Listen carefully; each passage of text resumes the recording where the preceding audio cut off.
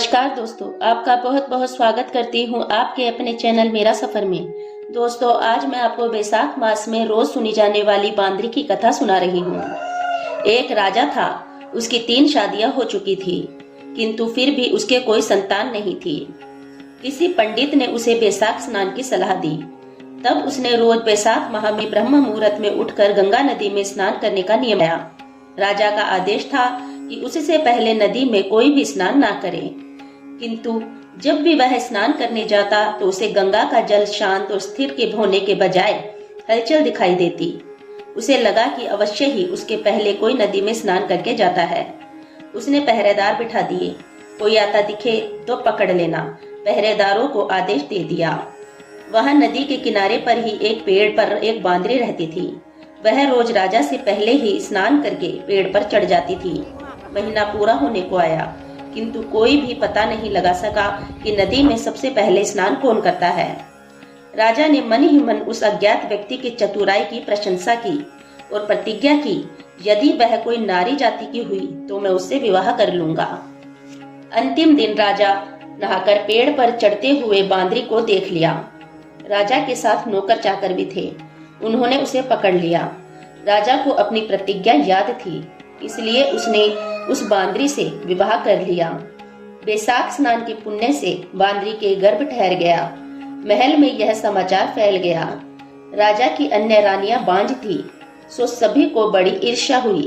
गर्भवती होने से बांदरी का मान सम्मान और देखभाल बढ़ गई। राजा ने उसके लिए महल में एक घंटी लगवा दी और बांदरी से कहा, तुम्हें मेरी जब भी जरूरत हो तो यह घंटी बजा देना। जलती कुड़ती दूसरी रानियां घंटी बजा देती थी। राजा महल में भागा भागा जाता और बांदरी कहती, मैंने घंटी नहीं बजाई। रानियां कहती, यह तो बांदरी है, झूठ बोलती है, इसी ने बजाई है, हमने देखा है। दुखी होकर राजा ने घंटी हटवा दी। रानियां भी यही चाहती थी। बांदरी के दर्द हुआ तो रानियों ने कहा, आंखों पर पट्टी बांध लो। बच्चा हुआ तो बांदरी के पास पत्थर रखवा दिया और बच्चे के रोने से पहले ही टोकरी में डालकर दासी को दे दिया गया और नदी में बहा दिया। दासी का दिल कांप उठा। उसने बच्चे को नदी में से उठा लिया और किनारे पर छोड़ दिया और राजा को कहला दिया कि बांदरी ने भाटा जन्मा है। इधर कुम्हार नदी पर नहाने गया तो बच्चे को घर लाकर कुम्हारी को दे दिया। उसके कोई संतान नहीं थी, सो कुम्हारन बहुत प्रसन्न हुई और भगवान की देन समझकर पालने लगी। उस दासी ने कुम्हार को बता दिया कि जो बच्चा तुम्हें नदी के किनारे मिला है वह बांदरी का बेटा है। रानियों ने गंगा जी में डुबाने को कहा था, किंतु मैं उसे किनारे पर ही छोड़ आई थी। थोड़ा बड़े होने पर बालक भी सच्चाई जान गया। इससे उसे रानियों पर बहुत क्रोध आया। एक दिन बड़ी रानी सिर धोकर बाल सुखाने गई तो उसने पत्थर फेंक कर मारा। अन्य रानियां भी धूप सेकने के लिए बड़ी रानी के साथ आई हुई थी। उनके व बड़ी रानी के सिर पर चोट लगी। रानियों ने राजा से शिकायत की, कुम्हार का लड़का पत्थर फेंककर हमें नुकसान पहुंचाता है। सो राजा ने कुम्हार को गांव से निकलवा दिया। कुम्हार दूसरे गांव में जाकर रहने लगा। उस गांव में रोज लड़कियां गंगा स्नान करने के लिए जाती थी। वे बैसाख नहा रही थी, पीपल पथवारी सींचती थी, कथा सुनती थी। एक दिन देर होने के कारण धूप तेज हो गई। प्यास बहुत तेज लग रही थी। सब कहने लगी कि अब क्या करें। आगे एक पेड़ के नीचे पानी का मटका भरा रखा था और पेड़ पर कुम्हार का लड़का बैठा था। लड़कियों ने लड़के से कहा, हमें बहुत प्यास लगी है, तेरे मटके से जल पी ले क्या। लड़के ने कहा, पी तो लो, किंतु मेरी भी एक शर्त है। इस पेड़ के साथ साथ परिक्रमा देती जाओ और पानी पीती जाओ। किसी ने हाँ की, किसी ने ना की, किंतु प्यास बहुत तेज लग रही थी, सो सभी मान गई। पानी सामने था तो रहा नहीं गया।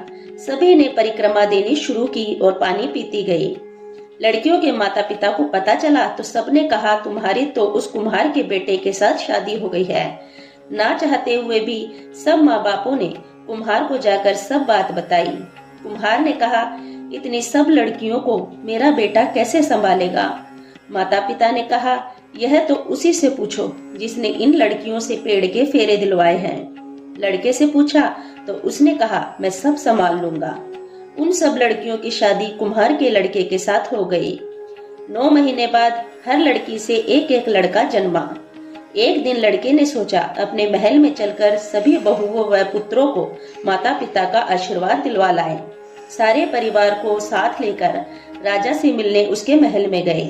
उसने सबको पहले ही समझा दिया कि राजा व बांदरी के पैर छुएं और किसी भी रानी के पैर मत छूना। सबने ऐसा ही किया। बड़ी रानी को बड़ा क्रोध आया। उसने राजा को कहा कि यह वही लड़का है जिसने मुझे पत्थर मारा था और जिसे आपने आदेश दिया था कि इसे गांव से निकाल दो।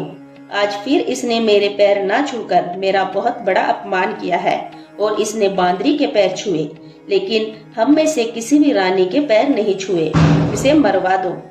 राजा ने कुम्हार के बेटे से पूछा तो उसने कहा, मैं इस बांदरी का बेटा हूँ। ये जो मेरे साथ स्त्रियां हैं और बच्चे हैं वे सब आपकी बहुएं और पोते हैं। बड़ी रानी ने मुझे दासी के हाथ गंगा जी में डुबाने के लिए भेजा था। यह तो दासी का भला हो कि उसकी आत्मा कांप गई। उसने मुझे गंगा जी में ना फेंककर नदी के किनारे ही छोड़ दिया, जहाँ से कुम्हार ने मुझे घर ले जाकर लालन पालन किया। जब राजा ने दासी को बुलाकर पूछा तो सारी सच्चाई सामने आ गई। रानियों को सूने महल में जाकर रहने का आदेश दे दिया गया तथा बहुएं और बच्चे महल में रहने लगे। बांदरी का बेटा राजा बन गया। राजा ने दासियों को भारी इनाम दिया। बांदरी के बेटे ने राजा बनने पर कुम्हार व कुम्हारन को भी महल में बुला लिया और उनकी बहुत सेवा और आवभगत की।